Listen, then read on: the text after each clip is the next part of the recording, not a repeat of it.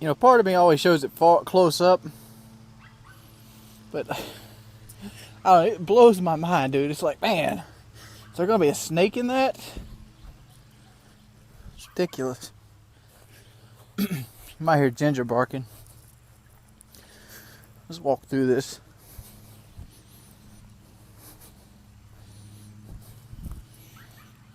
Ridiculous. There's a squirrel. As I grow older, I never really, as I've grown older, I find that doing impromptu YouTube videos becomes harder and harder. Mainly because myself, I've started to get to the point where I want everything I do to be enjoyable instead of looking at a number. And I guess that's why I struggle so much with actually doing commentaries impromptu like this on the side of the road, literally. But recently in the news, let's put a disclaimer out there. I have a long history of not being the best with authority. I have no criminal record other than minor traffic citations. But I've never been a huge fan of police in general. From my perspective, and from the ones I've dealt with in my life, and from the ones I've seen on the internet, cops generally are not the best people. And I would like to just go over this a little bit without casting blame. Let's look at it this way. Let's look at a badge like the One Ring, the Ring of Power. One ring to bind them. So the Ring of Power in Lord of the Rings, you put it on, it turned you invisible. And then you'd have the ring wraiths come after you. The Nazgul. Well, I look at badges the same way. Everybody puts one on with good intentions. I doubt there's anybody that's ever put that badge on for the first time and thought, man, I'm going to go beat somebody up today and laugh, and joke about it, and maybe steal.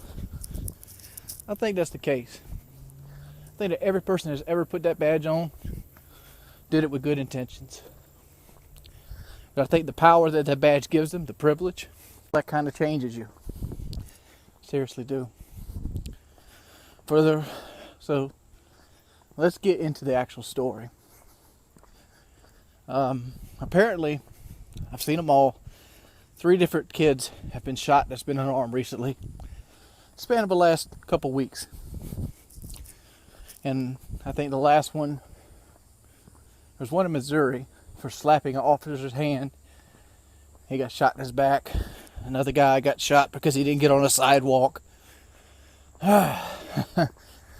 during investigative stops.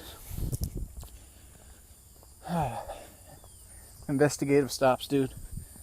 I have a privilege of living in an area of the country. There's no such thing as an investigative stop. Look, there's pretty much no such thing as police around here. When you call the police where I live at, it's 2.5 hours. We have county cops. They have to come everywhere in the county to get out here. And nobody ever does anything out here but like minor theft. That's worth it. So you might get a domestic violence dispute or something like that. It's not in the situation where everybody's 100% loyal or 100% good. But it's just not a huge priority to get out here. So I don't know what it's like to be stopped 4 or 5 times a week because you're blacking outside. I don't. Alright, so we made our first checkpoint. So I don't know what it's like to be blacking outside. And I don't know what it's like to be a cop. I can only speculate and have a good idea of what it's like to be a cop. Seeing the waste of society day in and day out. But that's pretty much in a city. What's it like to be a cop around here? Cop is not a job that pays a whole lot. But it's a job that you can make a lot of money if you do it incorrectly. We actually have a cop that lives on one of the roads I walk on and he has the biggest house on the road, and he's just a average everyday guy, but he has a brand new F-150. Wife has a new Durango, big old house, has a big shop, bigger than my house, and he does this supposedly off a salary of like $40,000 a year. Impossible. That's what you call a crooked cop. Cops make a lot of their money on overtime. He might make $40,000 a year, but he probably makes closer to 60. And then around here, we live in football country, and they'll get paid $20 an hour to go stand at a football game, which they probably wouldn't watch anyway. You ever watched a college football game, like an SEC game? You see that cop always standing behind the coach? He's getting paid a premium by the school. He's off duty. He just happens to have the uniform, and the uniform automatically makes people have a different level of authority to them. So that's how cops make their money. So that's probably how he makes his money. That's probably how he has a brand new F-150 and everything. But I'm only speculating. I don't know the man different from that post. Man could have had a father died and left him a lot of money. I don't know. I just know what his career is. But the idea, the schematic is there.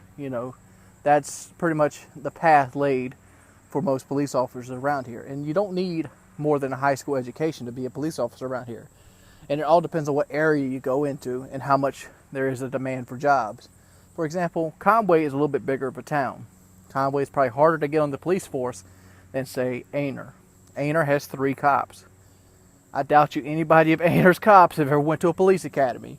They're pretty much Johnny Ray and Billy Bob and all the cousins. It's a good old boy system. A lot of the things around here ran off a good old boy system. And I think that's where the structure should change.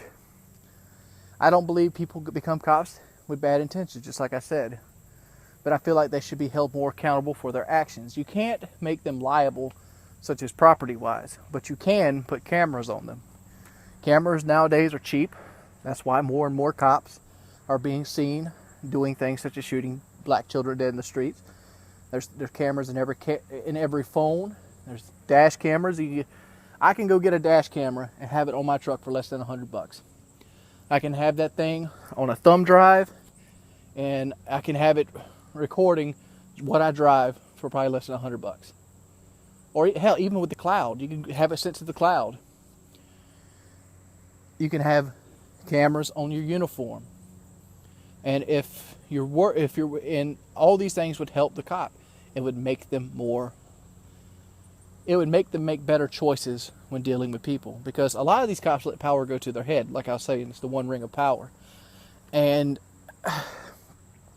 you have people bowing down to you and respecting you, and as soon as somebody comes along that doesn't respect you because they don't have to, you do things. Like I watched a video recently of a guy videotaping 2 cops. One cop like he's waving and all happy, and then his partner comes in, slaps the camera out the man's hand, and pushes the guy's mother on the floor. It's like 2 different entirely personalities. One guy was cool with it, the other guy wasn't. And it's easy to snap like that. I've snapped like that. Hell, I've put holes in the walls of my house before. I broke down doors. But the problem is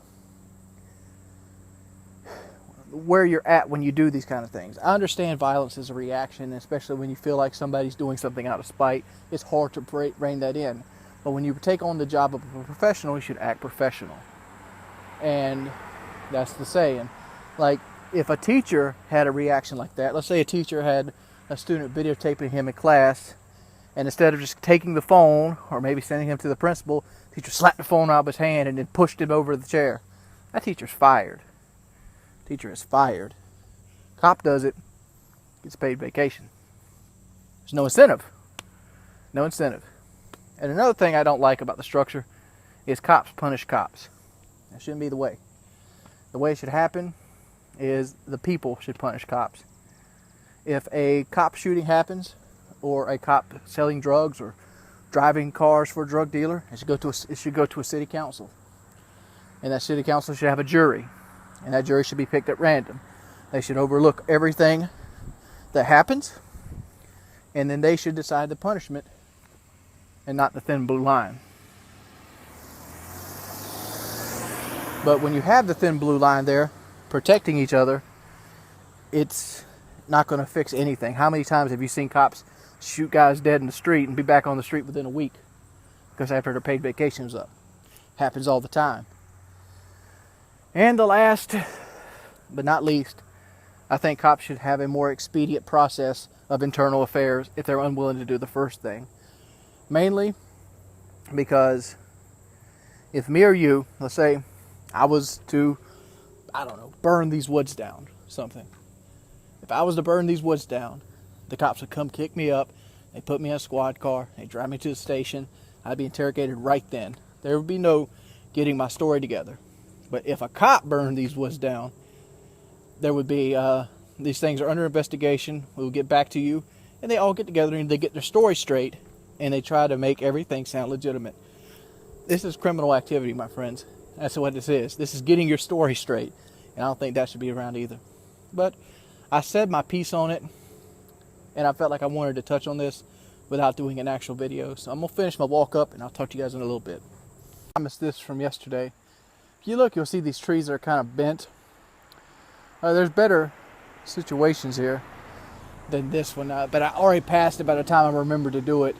But you'll see like these little trees that kind of bent over. This is all the damage from the ice storm. There's a big one right there.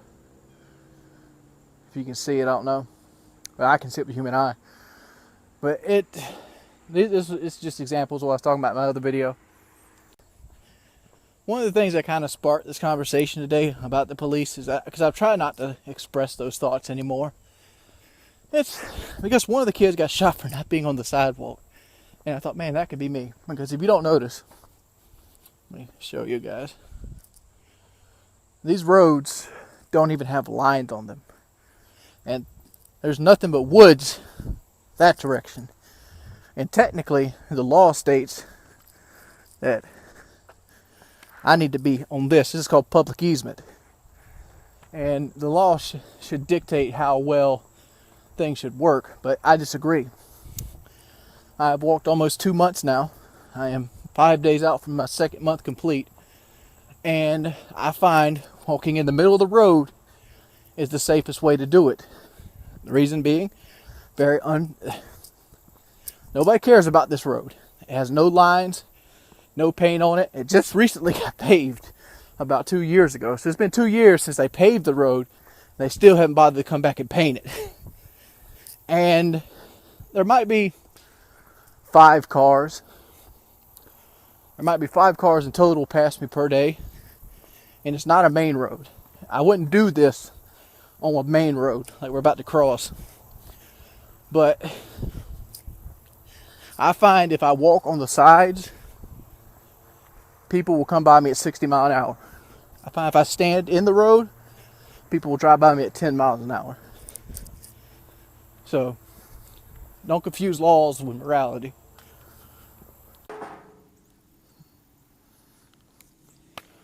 Whew, it's a good walk today. Oh man. We had this Total Gym. I might have to get footage of it, but I've been getting on this Total Gym.